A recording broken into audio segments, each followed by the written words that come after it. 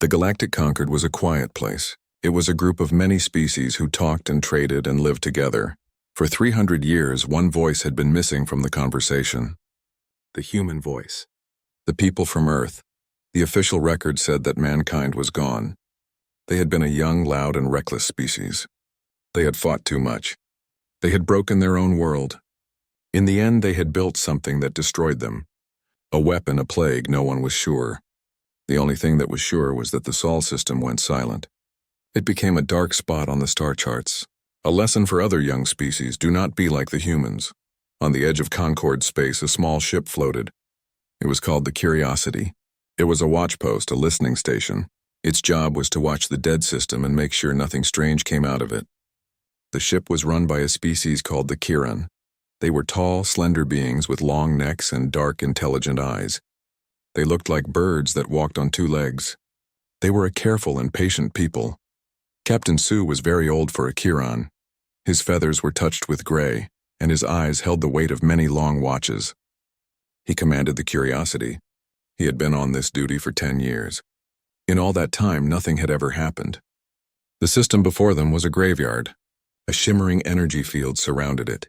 Everyone believed this field was a final, desperate act of the humans. A quarantine. A way to stop their destruction from spreading to the stars. It blocked all scans. It stopped all ships. It was a wall around a tomb. On the bridge of the Curiosity, the mood was always calm and quiet. The crew spoke in low voices. Their work was routine. Jin was the communications officer. He was young. His feathers were still a bright, vibrant blue. He had asked for this duty because he was fascinated by the mystery of the humans. He spent his shifts listening to the static from the other side of the energy field. He knew it was a job with no purpose. There was nothing to hear, but he liked to imagine what their voices might have sounded like. Sue felt sorry for the young officer. "You listen to ghosts, Jin," the captain would say, his voice not unkind. "Someone should, Captain," Jin would always reply. "It is a quiet duty, but an important one. To bear witness, today was like any other day." The star charts glowed on the main screen. The energy field around the Sol system pulsed with a soft, dead light. Jin had his headphones on, listening to the hiss and pop of empty space. He was reading an old Earth story on a side screen, a tale about a wooden boy who wanted to be real. He found human culture strange and wonderful. Then a sound cut through the static. It was a clean, sharp tone, a digital ping. It was so clear, so powerful, it made Jin jump in his seat. He pulled the headphones off, thinking it was a problem with his own equipment. But the sound was now coming from the main bridge speaker. A red light began to flash on his console. "A priority alert, Captain," Jin said, his voice shaky. "I am receiving a signal." Sue was reviewing a supply log. He did not look up. "It is probably a Concord buoy, Jin, or a echo from a Kiran broadcast. Check the frequency." I have, sir," Jin stammered, his fingers flying over the controls. "The origin point. It is inside the quarantine zone." The bridge went completely silent. The other officers stopped their work. All eyes turned to Jin. Sue stood up slowly. His old joints creaked. He walked to Jin's station and looked over the young officer's shoulder. The data on the screen was undeniable. The signal was coming from Earth itself. "Put it on speaker," Sue commanded, his voice low and grave. Jin tapped a command. The bridge was filled with the sound. It was a simple repeating loop. A data packet. The computer quickly decoded it. The words appeared on the main screen in simple, blocky letters. They were in an archaic form of the human language called English. "Hello. Listen." The two words repeated. Over and over. "Hello. Listen." No one spoke. The only sound was the calm digital voice of a species that had been dead for 3 centuries. Captain Sue felt a cold dread in his stomach. This was impossible. It had to be a trick, a malfunction, or worse, a trap. The humans were known for their clever traps. "Full analysis," Sue barked, breaking the silence. "I want to know everything about that signal. Is it a recording? Is it a loop from before the fall?" Hannah, the chief engineer, was already at her station. Her fingers moved with a speed and precision that Jin admired. "The signal structure is pristine, Captain. It shows no sign of degradation, no static from 300 years of travel. It is as if it was generated moments ago." "That is not possible," Sue said. I know, Hana replied, her voice filled with a tense excitement. But the data does not lie. This signal is new. Security Officer Day moved to stand beside the captain. Day was solid and silent. He was responsible for the safety of the ship. His hand rested on the weapon at his hip. A trick, Day said, his voice a low rumble. The Conquered warned of automated defenses. This is a lure, perhaps, Sue said, but he could not look away from the two words on the screen. Hello, listen. They were not the words of a weapon. They were the words of someone trying to make contact. For Jin, the fear was mixed with a soaring wonder. He was not listening to ghosts anymore. The ghosts were talking back. They had been silent for so long, and now their first words were a greeting. A request to be heard, Captain, Jin said softly. What do we do? Sue stared at the pulsating energy field. For 300 years it had been a warning sign, a keep-out notice on a tomb. Now it felt like a curtain, and something had just spoken from behind it. The protocols are clear, Captain Sue said, his voice returning to its usual firmness. Any contact from a lost system, especially a potential hazard zone, is to be reported to the Conquered High Council immediately. We do not engage. We observe and report. He turned to the communication station, but not to Jin.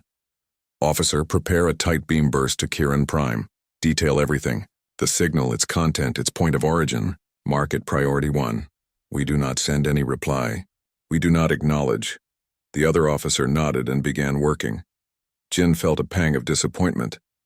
They had just received the most monumental message in 3 centuries, and the response was to file a report. He looked at the words, hello, listen. They were asking to be listened to, and they were going to be ignored all over again. He knew the captain was right. It was the safe choice, the smart choice. But as he listened to the calm, repeating signal, he felt it was the wrong choice.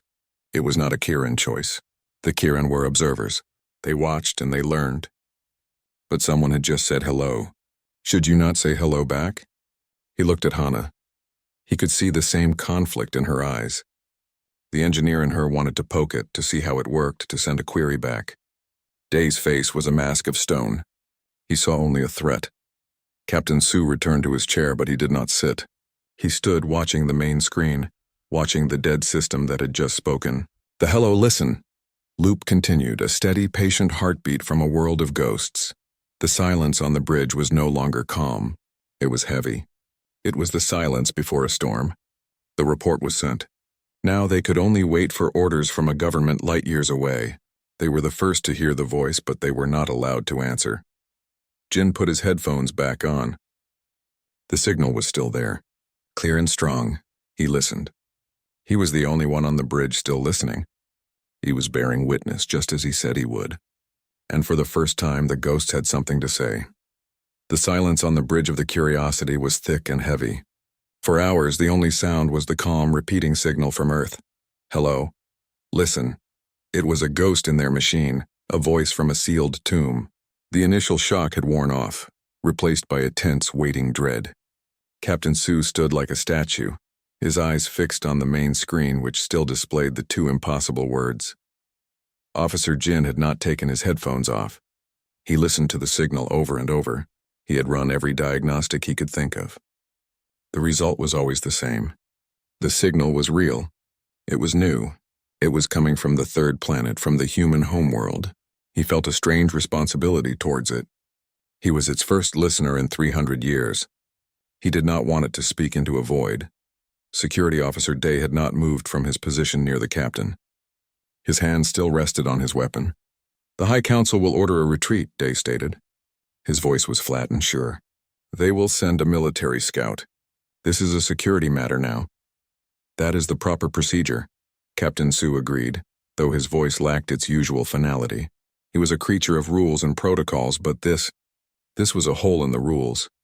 Hana, the chief engineer, was a whirlwind of quiet activity at her station.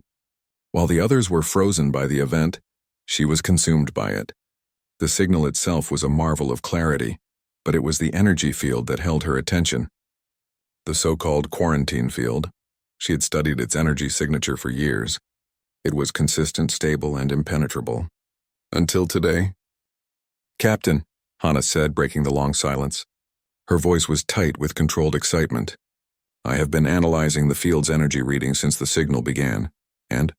Sue asked, turning slowly to face her. And it is reacting, she said. She brought up a complex graph on a secondary screen. Look here. The field's energy matrix is showing minor fluctuations. They are tiny, almost insignificant, but they are synchronized with the pulses of the signal. It is listening. Day took a step forward. The field is an automated defense. It has detected our presence and is probing us. The signal is the bait.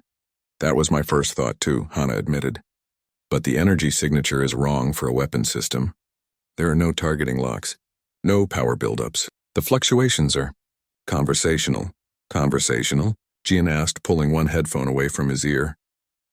It is like a handshake protocol, Hannah explained, searching for the right words, like when two computers first meet and agree on how to talk.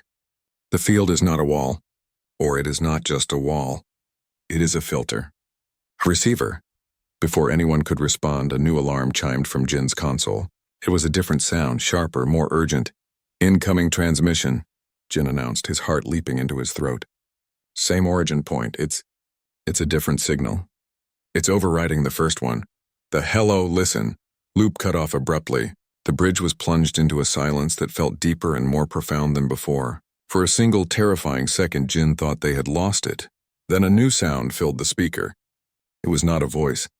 It was a stream of pure data. A complex rhythmic sequence of tones. It's a mathematical sequence, Hannah said, her eyes wide as she watched the data pour onto her screen. A very sophisticated one. It's beautiful. Analysis, Sue commanded, his voice tense. Hannah's fingers flew. It's a key, Captain. A cryptographic key, but it's not for a lock. The structure is all wrong for that. It's an invitation, a set of instructions. Instructions for what? Day demanded. Hannah did not answer for a long moment. She ran the sequence through her decryption algorithms. She compared it to the energy readings of the field. The pieces clicked together in her mind, forming a picture so staggering she could barely give it voice. Captain, she whispered, we were wrong. We have been wrong for 300 years. Explain, Sue said, moving to stand behind her. This energy field around the Sol system, it is not a quarantine. Hannah looked up, her eyes meeting the captain's. The energy signature, the computational complexity of this key. It matches the field's base matrix. This isn't a shield to keep something in. It's a shell.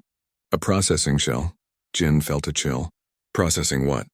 Hannah took a deep breath. A brain, she said. A Dyson sphere-level computer brain. They didn't die. They didn't blow themselves up. They built a server. They uploaded themselves. The idea was so immense, so alien, that it sucked the air from the bridge. The Kirin were biological mortal. The concept of abandoning the flesh was unthinkable. A horror. A digital graveyard, Day said, his voice grim. They are ghosts in a machine. Or they are a civilization that evolved. Jin countered softly, his mind reeling. They found a way to live on.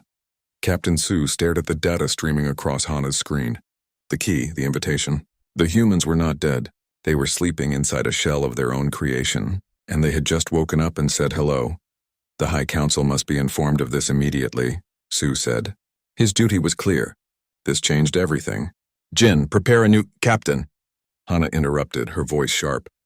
The key. It's initiating a handshake with the field. It's happening automatically. The field is reconfiguring. On the main viewer, the shimmering energy field that had encircled the solar system for centuries began to change. The gentle uniform glow started to swirl. The colors shifted, forming complex luminous patterns. It was no longer a wall. It looked like a giant living circuit board waking up. Shut it down, Dee shouted.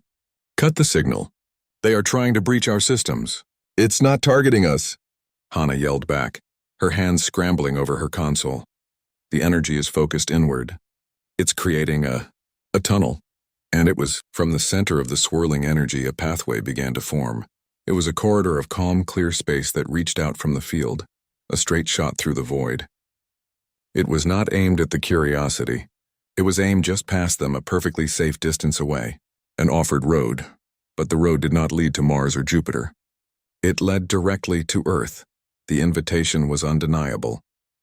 On the main screen, a new message appeared. It was simple, just like the first. Path is open. Come. Captain Sue felt the weight of every one of his years. This was the decision that would define his life, his career. The protocol screamed at him to retreat, to wait for the military, to treat this as a hostile act. But the act was not hostile. It was patient. It was polite. The humans had not forced their way out. They had politely opened a door and asked them in. He looked at his crew. Day's face was set in stone, his body tense for a fight. Jin looked like he was witnessing a miracle, his young face full of awe and fear. Hana was poised at her station, a scientist presented with the greatest discovery in history. The orders from the High Council would tell him to wait, to do nothing, to let fear rule the day. Sue made his choice. He walked to his command chair and sat down. He straightened his uniform. "Hana," he said, his voice calm and clear, cutting through the tension. "Can you confirm the stability of that corridor?" Hana ran a quick scan. "It's perfectly stable, Captain. The energy matrix is holding it open. It's safe, Jin," Sue continued. "No more messages to the Council. Not yet. We do not know what we will find. We will not cause a panic." Day took a step forward. "Captain, this is a severe breach of—" "I am aware of the protocols, Officer Day," Sue said, his voice leaving no room for argument. "But we are not dealing with a dead race or a rogue weapon. We are dealing with a living intelligence that has just extended an invitation. Our prime directive as Kirin is to observe and to learn. We have been offered a chance to learn the greatest truth of our age. We will take it," he turned to Hana. "Prepare a long-range probe, the most advanced one we have. We will send it down that corridor. We will see what is at the other end." A tense excitement filled the bridge. They were moving. They were acting. After 3 centuries of silence, someone was finally answering the call. The probe was launched. A small, sleek vessel packed with sensors and cameras. It shot away from the Curiosity and entered the shimmering energy corridor. On the main screen, they watched its video feed. The probe flew smoothly down the tunnel of light. The energy wall swirled around it, beautiful and terrifying. The journey took only minutes. Then the corridor ended. The probe emerged into clear space above Earth. The view was breathtaking. The planet was not a dead gray rock. It was a jewel. Blue oceans, white clouds, and green landmasses. It looked pristine. Perfect. The probe descended towards the surface, towards the continent that old records called Asia. It flew over landscapes that were a strange mix of the wild and the manufactured. Vast, untamed forests stood right next to cities of impossible architecture. The cities were made of sleek silver metal and crystal, woven into the landscape, not imposed upon it. They were clean and elegant and utterly, completely still. There were no moving vehicles in the air, no lights in the buildings, no signs of life. The probe flew lower over one of the silver cities. The streets were empty. Parks were perfectly manicured, but no one walked in them. It was a museum of a world. Then the probe's camera focused on a wide open plaza, and it saw them figures, dozens of them. They were humanoid in shape, but they were made of a polished metallic material. Light seemed to glow from within their bodies.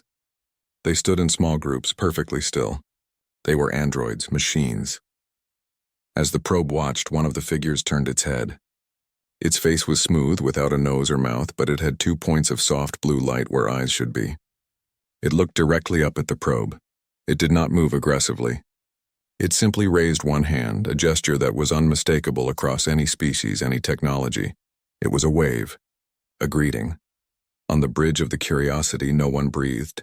They were looking at the inheritors of Earth, the children of humanity. The probe's communication system received a new data packet. It was small. It contained only one word: welcome. The ghost was not a ghost. The tomb was a garden, and the gardeners were waiting for them. The bridge of the Curiosity was a frozen picture. On the main screen, the view from the probe showed the android's calm, silent wave. The single word, welcome, glowed on a secondary monitor. The reality of the situation settled onto the crew, heavy and strange. Captain Sue was the first to move. He let out a slow breath he didn't realize he had been holding.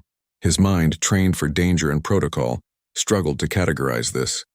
It was not an attack. It was not a malfunction. It was an invitation from a world of machines. Life signs? Sue asked, his voice rough. Hana was already studying the probe's data. None, Captain. No biological readings at all. The atmosphere is clean. Perfect even. But there is no heat signature from living bodies. No movement in the cities except for these constructs. Constructs, Day repeated, the word dripping with distrust. He pointed a long finger at the screen. They look like weapons. Polished for show, but weapons nonetheless. This is a display. A lure to bring us closer. Jin could not tear his eyes away from the waving figure. It doesn't feel like a lure, he said softly. It feels so peaceful. Peace is a strategy until it is not, Day countered. They have had 300 years to prepare this. We must not send anyone down there. Sue agreed with Day's caution, but he also knew they could not leave. They had come this far. The probe's data was limited. They needed to know more. We will not send anyone. Not yet, Sue announced. Hana, task the probe. I want a full spectral analysis of that being. I want to know what it is made of. Scan the buildings. Look for power sources, data networks, anything. For the next hour, the probe flew over the city. It was a strange and silent survey. The city was a marvel of engineering. The buildings were seamless, as if grown rather than built. There were no wires, no visible power conduits. Energy seemed to flow through the structures themselves. The parks were wild and beautiful, filled with earth plants and animals that looked healthy and vibrant. The androids were everywhere. Some stood motionless in the plazas. Others moved with a slow, deliberate grace, tending to plants or polishing surfaces. They all shared the same smooth, featureless faces with points of light for eyes. None of them showed any aggression. When the probe flew close, they would often stop and look up, sometimes offering that same simple wave. It is like a park with automated gardeners, Jin murmured. Hana finished her analysis of the android's composition. The results are confusing, Captain. The outer shell is a hyperdense ceramic metal alloy, stronger than any material we have. But the internal structure is not mechanical. Not in any way I understand. There are no gears, no servos. It seems to be a solid matrix of crystalline processing units, laced with filaments of light. Are they individual beings, or are they all part of one mind? Jin asked. I cannot tell from this scan, Hana admitted. They do not communicate with each other on any frequency I can detect. They are like separate pieces of a silent whole. The mystery was deepening. A perfect empty world maintained by silent, powerful machines. It was beautiful and it was terrifying. Then a new signal arrived. It did not come from the planet. It came from the energy field itself, the great shell around the system. It was a direct tight beam transmission to the Curiosity. Probe data is limited. A meeting is required. You will be safe. Day slammed his hand on his console. No, it is a command. They are hurting us. They know we are curious. They are not threatening us, Day, Hana said, studying the signal. The phrasing is direct, but it is not hostile. It is logical. The probe is limited. They are offering us more. Captain Sue felt the weight of the decision. To go down to the surface was to step into the complete unknown. To refuse was to turn away from the greatest discovery in Kiran history. He looked at his senior crew. Hana, your assessment. Is the environment down there safe for us? Hana called up the atmospheric data. The air is breathable. Better than breathable, it is ideal. The temperature is comfortable. There are no harmful pathogens. Biologically, it is the safest environment I have ever seen. Day, your assessment of the threat. The threat is total, Captain, Day said without hesitation. We would be placing ourselves in the power of a non-biological intelligence of unknown capability and intent. We have no defenses against what they might do. It is an unacceptable risk. Sue then looked at Jin. Jin, you have been the listener. What is your feeling? Jin was surprised to be asked. He was the most junior officer on the bridge. He gathered his thoughts. They said hello. They listened. They opened a path. They welcomed us. Every step has been polite. If they wanted to harm us, they could have done it by now. Their technology is far beyond ours. I think they just want to talk, and someone should finally talk back. Sue considered their words. The scientist, the soldier, and the listener. He made his choice. We will go, he said. A small team. Hana for technical analysis, Day for security, and myself. He saw the protest forming on Day's face and held up a hand. Your presence is precisely because the risk is high, Officer Day, and Jin will come. Jin's heart jumped. Me, Captain? You heard them first, Sue said. You have a connection to this. You will be our communications specialist. Your only job is to listen and to advise on what you hear. An hour later, the four of them were in the ship's shuttle. It was a small, sturdy vessel, but it felt terribly fragile as it detached from the Curiosity and flew into the energy corridor. The light from the walls washed over the viewport, making the inside of the shuttle glow. The journey was smooth and silent. No one spoke. Day checked and rechecked his weapon. Hana monitored the shuttle's sensors, her face a mask of concentration. Jin stared out the viewport, watching as the blue and green sphere of Earth grew larger and larger. They broke through the atmosphere. The ride was calm, without the usual turbulence. It was as if the planet itself was guiding them in. They flew over the same city the probe had scanned. From here, its scale was even more impressive. It was vast and beautiful and utterly silent. The shuttle's computer received a landing vector. A platform on top of one of the taller silver buildings was designated for them. They sat down without a sound. Sue took a deep breath. Remember, we are guests. We are here to learn, but we are also Kieran. We represent our people. Be calm, be observant. Let us go. The shuttle door hissed open. A ramp extended. The air that washed in was clean and sweet, filled with the scent of growing things. It was the freshest air any of them had ever breathed. They walked down the ramp onto the polished platform. The view was stunning. They could see for miles across the city, which blended seamlessly into forests and rivers. The sky was a perfect blue. Then they saw the androids. 3 of them were waiting at the far end of the platform. They were identical to the ones on the probe feed. Polished metal, glowing blue eyes, perfectly still. As the Kieran crew stepped forward, one of the androids moved. It walked towards them. Its movement was fluid and silent. It stopped a polite distance away. It did not speak. Instead, it raised its hand again, not in a wave, but in a gentle, beckoning gesture. Then it turned and began to walk towards a doorway on the rooftop. Day's hand went to his weapon. "Captain." "We follow," Sue said, his voice firm. The android led them inside the building. The interior was spacious and filled with soft ambient light. There were no rooms, no doors. It was one open, flowing space. Other androids stood along the walls, motionless, watching them pass with their calm blue light. They were led to a large circular chamber in the center of the building. In the middle of the chamber was a single, simple pedestal. On the pedestal was a small, dark sphere. The android that had guided them stopped and gestured towards the sphere. Then, a voice filled the room. It was not a mechanical sound. It was warm and calm. It came from everywhere and nowhere at once. "Welcome," the voice said. "We are the custodians. We have been waiting for you." The voice was calm and warm. It did not sound like a machine. It filled the circular room, seeming to come from the walls, the air itself. The 4 Kieran stood frozen, their eyes fixed on the dark sphere on the pedestal. Captain Sue was the first to find his voice. "Who are you?" he asked, his words echoing slightly in the quiet space. "We are the custodians," the voice replied. It was patient, like a teacher addressing a nervous student. "We maintain this world. We care for the garden." Day's hand was still on his weapon. His eyes darted around the room, looking for the source of the voice, for any sign of threat. "Are you the humans?" he demanded. The voice was silent for a moment, as if considering the question. "We are their children, and their legacy. We carry their memories, their knowledge, and their purpose." Jin felt a shiver of awe. "Their purpose?"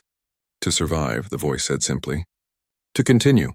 327 years ago, the people of Earth faced their end. Their bodies were fragile. The world they had wounded was dying. They could not fix it in time, so they chose a different path. The dark sphere on the pedestal suddenly glowed to life. It projected a 3-dimensional image above it. The image showed a dying Earth. The skies were gray, the oceans were brown, and the land was scarred. The image shifted, showing great silver structures being built, reaching up into the sky. They could not save their biology, the custodian's voice explained, so they decided to preserve their consciousness, their minds. They built this. The image changed to show the energy shell forming around the solar system. It is not a quarantine. It is a cradle.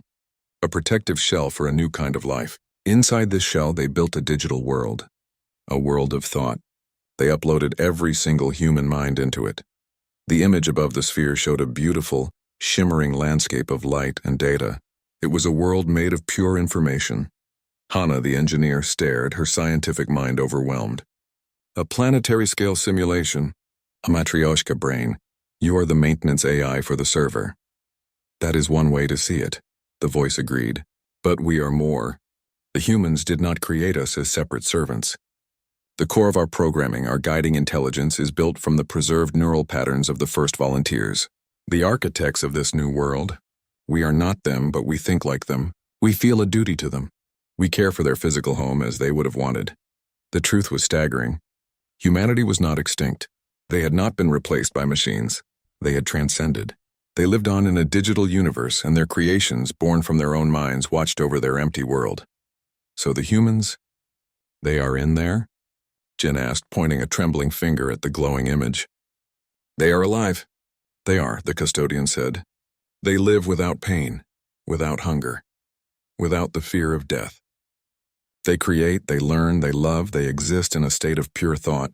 They are the consensus. Captain Su tried to grasp the scale of it. And you speak for them? In matters of the physical world, yes. The consensus is busy with its own existence. They entrusted the care of their origin to us. We watch the stars for them. We have been watching you, the Kiran, for a long time. Day took a step forward, his suspicion undimmed. Why break your silence now? Why after 300 years? Because you passed the test, the voice said. Many ships have come to the edge of the shell. Some were violent. They shot probes, they tried to break through. They saw the shell as a challenge. You were different. You were patient. You watched. You listened. For decades, your little ship has sat in the darkness just watching. You did not attack. You did not demand. You showed respect for the silence. The custodian paused, and the image above the sphere changed to show the curiosity. A small, lonely ship against the vastness of space. Your species is young, like ours once was, the voice continued. But you are calm. You are thoughtful. The consensus decided that you were worthy of the truth. Your persistent, peaceful observation was the signal we were waiting for. We did not want the chaos of our past to touch the galaxy. We were waiting for a calm listener. The Kiran were the calm listeners. Their greatest virtue, their patience, was what had earned them this moment. Jin felt a profound sense of peace. It all made sense. The hello, the open path, the welcome. It was an invitation extended to a kindred spirit. The galaxy believes you are dead, Captain Su said, his voice filled with a new respect. They believe this is a tomb. We know, the custodian replied. It was safer that way. But now a bridge can be built, a careful, gentle bridge. We would like to open communications with the Galactic Conquered. Through you. The weight of the offer settled on Su's shoulders. They were being asked to be the ambassadors to a species that had become legends. Suddenly, the image of the digital world brightened. A new figure formed within the light. It was the face of an old man. He had kind eyes, wrinkles around them from a long life of smiling. He had gray hair and a peaceful expression. It was a human face. The face looked at them and it smiled. My name is Min, the face said. His voice was the same as the custodian's, but it felt more personal, more real. I was one of the architects. I speak for the consensus in this moment. Do not be afraid. You are our first guest in a very, very long time. The sight of a real human face, even a digital one, was overwhelming. Jin felt like he was looking at history itself, alive and breathing. Min's eyes seemed to take in each of them. We have been alone in our paradise for centuries. It is a beautiful existence, but we have missed the surprise of a new voice. We have missed the wonder of a new perspective. Your quiet ship watching all these years, it gave us hope. Hope that the universe outside had not forgotten how to listen. He looked directly at Jin. You are the one who heard our hello. Thank you for listening. Jin could only nod, his throat too tight to speak. Min's gaze then turned to Captain Su. We will give you all the data you need. The history of our transformation, the technical specifications of the shell, so your people will understand it is not a weapon. We propose a formal, careful first contact. We have been silent for 300 years. We are ready to say more than just hello. The ghost was not a ghost. The tomb was a cradle. And the children of humanity were ready to rejoin the universe not with a war cry, but with a quiet, patient hello. The silence was over. The shuttle ride back to the Curiosity was silent, but the silence was different now. It was not the silence of fear or dread. It was the silence of awe, of minds struggling to hold a truth too large to grasp. They had walked on a dead world and found it was more alive than anyone could have imagined. Captain Su sat in the pilot's seat, his hands resting on the controls, but he was not really flying. His mind was replaying the face of the old man, Min. He had spoken to a human, a being from a history book, and that human had asked for his help. Day sat stiffly, his weapon still on his lap. The soldier in him was conflicted. The threat assessment had been completely wrong. There was no enemy here. There was only a power so vast and gentle it was beyond his understanding. He had spent his life preparing for fights, and now he was being asked to be a peacekeeper for the greatest peace in galactic history. Hana was already working, her portable data pad connected to the shuttle's computer. The custodians had given them a data gift. It was not a small thing. It was the entire history of the Great Transition, the technical schematics of the shell, the ethical frameworks for mind uploading, the poetry and music created in the first years of the digital consensus. It was a civilization in a box. Jin simply stared out the viewport as the shuttle left the atmosphere. He watched the blue and green world shrink beneath them. He had spoken to a ghost, and the ghost had thanked him for listening. He felt a happiness so deep it was almost a pain. When they docked with the Curiosity, the crew on the bridge looked at them with wide, anxious eyes. The four who had gone down to the planet were changed. They carried a new light in their eyes. Captain Su went straight to his command chair. "Open a channel to the entire ship," he said. His voice echoed through every corridor and room. "Crew of the Curiosity, what I am about to tell you will change history. The humans are not extinct." He paused, letting the words hang in the air. "They have evolved. They live on, their minds preserved in a digital world. The energy field is their protection, not their prison. We have made contact. We have spoken with them, and they have asked us to bring them back into the light of the galaxy." He could hear the gasps, the murmurs from the bridge crew. He continued, "Our mission has changed. We are no longer observers. We are ambassadors. Our first duty is to prepare a formal first contact package for the Galactic Concord. This will be the most important message any Kirin has ever sent." The ship erupted into a controlled frenzy of activity. Hana and her engineering team began organizing the immense data gift from the custodians. They had to translate it, summarize it, and present it in a way the Concord Council could understand. Jin was put in charge of the narrative. He worked with the communication officers, helping them craft the story. He insisted they start with the first signal. "Hello. Listen." He wanted the Concord to feel the same wonder and fear they had felt. For days, the ship was a hive of focused work. The package was assembled. It contained the truth about mankind. It explained the shell. It showed images of the pristine Earth and the gentle custodians. It included a recorded message from Min, who spoke of peace and a desire for quiet friendship. Finally, it was ready. A tight beam data burst, powerful enough to cross the light years to Kirin Prime. It was marked with the highest priority level ever used. Urgent historical first contact. Jin pressed the button to send it. The message flew into the darkness, carrying the end of a 300-year silence. Now there was nothing to do but wait. The Curiosity floated in the calm space near the energy shell. The crew watched the silent Earth, knowing it was now a neighbor, not a monument. During this quiet time, Jin found himself often at his communication station. He would look at the logs of the first signal. He thought about Min's words. "We have missed the surprise of a new voice."